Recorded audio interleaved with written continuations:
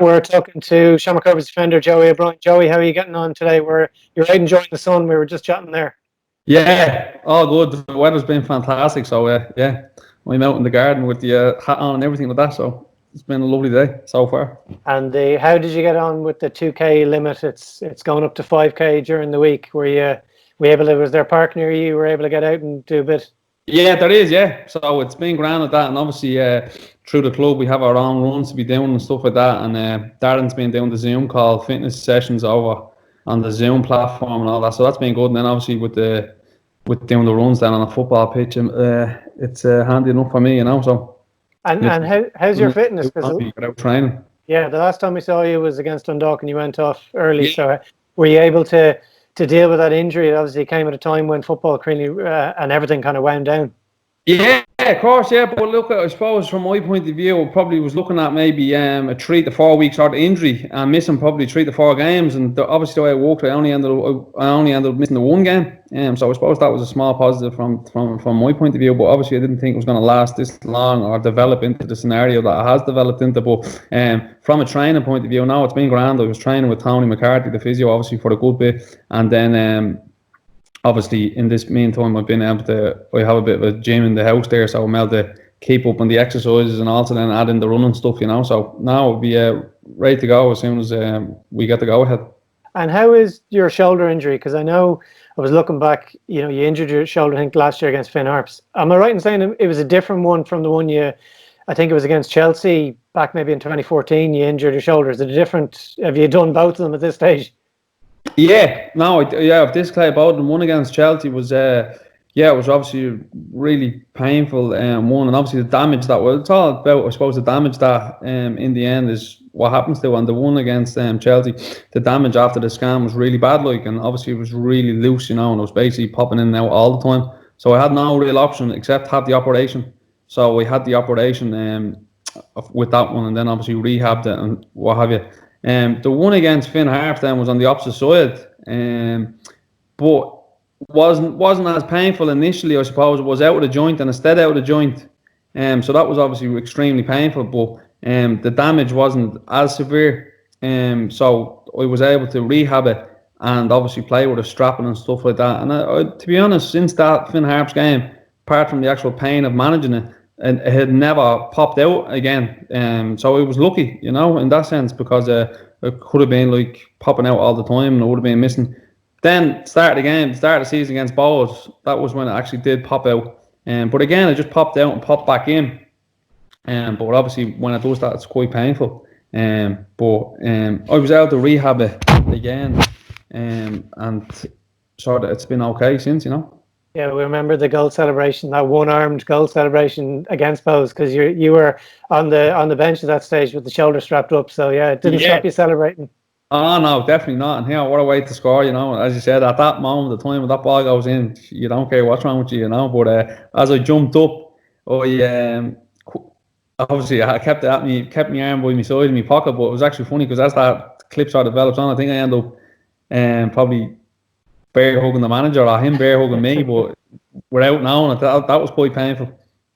Over the weekend, people were tweeting out that it was 6 months since the FAI Cup final and the win. Can you believe it's been? Maybe you can believe it's been that long, but you must look back at that, like all those involved at Rovers, with such great pride and such great joy as well. Yeah, definitely. Listen, I've obviously been around a long time playing football. It was one of the best days I've ever had playing football, you know, and for so many reasons, team with support, come back playing, the amount of the people that were at the game, family, friends, stuff like that probably some of them as well, I don't know, maybe wouldn't ever see me play in England live, I suppose, like apart from being on the TV, where they were all there at that game. So the amount of people that I personally knew at that match was a huge number, you know. And then obviously the way the game played out and the excitement of the game, I mean, I've never really played in a game like that, you know, where you have a game so tight and then you obviously score so late on in the game. Listen, everyone probably was thinking it was over, and I'm sure Dundalk players are probably half thinking, geez, that's it. It's just a natural thing to think of when a goal is scored or conceded that late on in the game. But then obviously how it reacted and how they scored to bring it to extra time and then to win it on penalties, you know, that was a great day. I'm sure for fans watching on, roller coaster of emotions would have been incredible, and that obviously makes it last. It makes that a little bit more special, and I think it's one of them things. If you went out and won a game 3-4-0, as soon as the emotion, you don't have that same emotion of a game that happened there with Dundalk, And I heard you talking on the Tales from the East Time podcast about, at the end of 90 minutes, the team got into huddle, and you were among a number of the kind of senior players within the squad just to try and rally the troops, because everyone was, well, certainly the fans were on the floor, and you could still go out and do something over the next 30 minutes and obviously the penalty. So that was really important. Yeah, definitely. And listen, few people spoke, I think, from the management side of things, and then obviously Rowan was speaking in the huddle, and I just made a point to say, listen, lads, we're all shocked. There's no point to get over it, get on. I just said, I think I basically said, listen, lads, we're all in shock here. You just got to accept it and just make sure we get through the first 5 minutes of extra time. And for me, that was a massive thing, to get through that first 5-10 minutes in the extra time, and then the game sort of settles back into a normal game of football, But it was just to survive the 5-10 minutes, and to be fair, I think in that 5-10 minutes of extra time, there was a couple of moments they sort of came out again. They had they were trying to go, I suppose, knew we were on the floor a little bit and we're going to try and finish us off, but we sort of stuck at it and got through that 5-10 minutes, and then the game sort of settled down to pretty much, I suppose, how it played out really for the rest of the 90 minutes, And right at the end of that extra time, Alan Manus pulled off a brilliant save, just reflex, touching it around to left, made it go to penalties, and obviously he did really well in the penalty shootout. What's it been like playing in front of a goalkeeper of his experience and talent?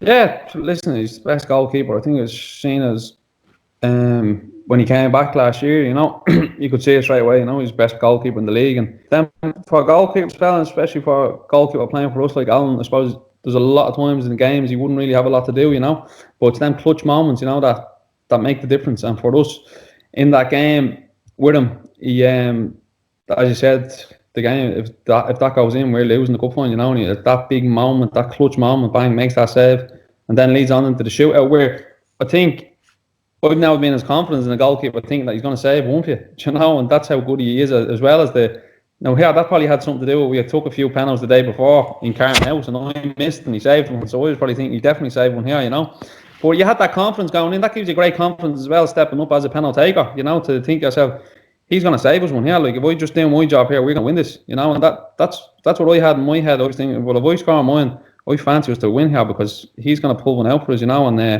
as you said, he saved, he saved one, arguably he missed another one, could have he saved the other one, as well. So it was a huge moment from him. Over the last couple of seasons, Stephen Bradley's got a great mix of players, young players that are coming up, and experienced players like yourself. I know, talking to you before, earlier on in your career, you mentioned kind of senior pros in the dressing room that you played in, like Gary Speed and Kevin Nolan.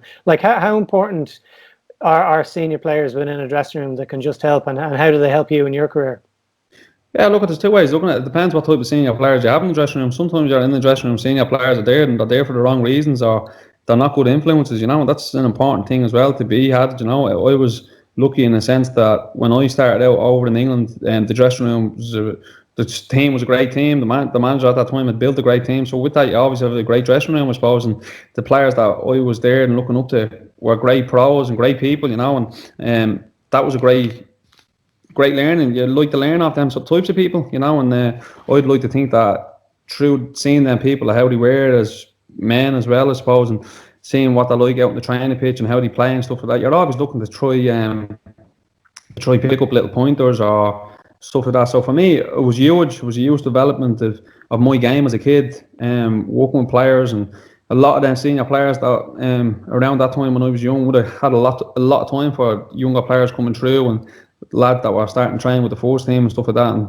like myself, they would give you a lot of time and talk to you about certain things and aspects of games or aspects of technique and certain skills and stuff like that, they'd talk to you about. So I had that, and I suppose I think if you have it in your own career, you'd like to you bring it on into your part, and that's what I've sort of tried to do, I suppose, with the lads here. Obviously, coming in, as you said, the manager, there was a lot of younger players. I'd be one probably, well, I am the oldest outfield player, and there wouldn't be that many, so there was a lot of young players. So I felt the responsibility from myself, and I suppose the career that I've had, to make sure that lead by a good example, and have it like actually can these young lads are able to ask me and talk to me about my experiences in the game, and hopefully that can somehow benefit them going forward, you know. And the coaching team at Rovers from Stephen Bradley, Stephen McPhail and Glenn Cronin, obviously really important that you guys are, whatever game, whatever opposition you come up against, I know you guys are well drilled and well set up, because they do that, they go through that, you know, making sure that everything is right for those games. Oh yeah, definitely. This is a first class operation, you know, and I suppose that success that we've started to have from last year in the cup final and looking to build on, that's what that comes down from, you know. It's not by luck that you win these games or you're able to, as well. The players you recruit is obviously key to that, to grow the club and improve the team, and to be able to keep the dressing room and keep the players, but also keep the talent is high, is a great testament to the manager and Stephen, obviously, from a recruitment side of things, to make sure you're getting the right players and the right people in your dressing room, you know. And if you have that, then you have a chance of succeeding. And so you're actually on 49 caps, or 49 appearances, I should say, for Shamrock Rovers. So I know you can't wait to get that 50th one. It's very hard at this stage when football is going to come back or not. But in terms of kind of playing behind closed doors, have you any thoughts of that? Or look, we're professional footballers, you know. You get paid to play football, so it's the best job in the world and the luckiest people in the world to be able to say you get paid to play football. So I mean, from a point of view, is if it gets back, and it's that is the only way of playing, and the football club is in the football club, it benefits the football club and helps the football club in that way. Then as a professional footballer, then it's your job to go out and support the football club, and as you said, then we do our business on the pitch, you know, and that's what you get paid to do, and that's what you are, like, you know. So if that's the way it rolls down, that it's going to be behind closed doors, that's what we're going to play as. And finally, you've had this time off from not going out training and not going to matches. I know you've two young twins, so you've a little bit more family time at home over the last few weeks.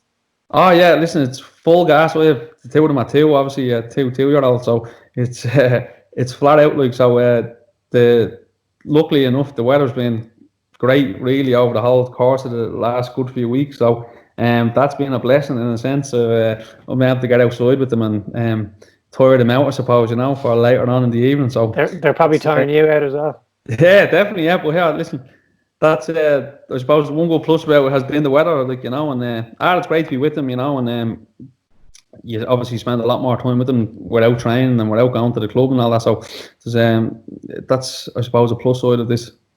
Right, Joey, listen, I appreciate your time, and I'll let you get back out to the sun. I'll do likewise, all right? Take it easy. Okay. Thank you. All the best. Cheers. Good luck. Bye.